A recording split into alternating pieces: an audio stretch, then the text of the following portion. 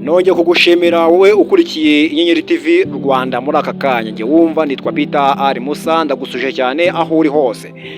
Iyi rero mureba muri screen ni plaque ya moto LH 869A.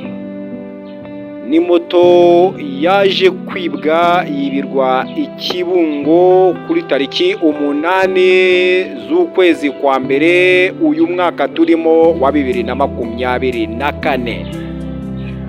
Uwayibona rero yaduhamagara kuri nomero ya telefone ikurikira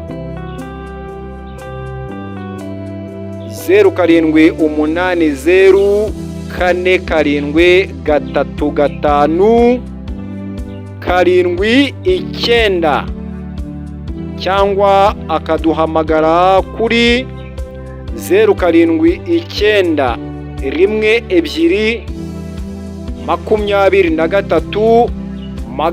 071223 cyangwa akayigeza ku biro bya polisi bimwegereye. Ibihembo bishimishije urabiteganyirijwe. Ndagushimiye cyane rero wowe wagize akanya ko kudukurikira, nkubwira nti komeza kugubwa neza.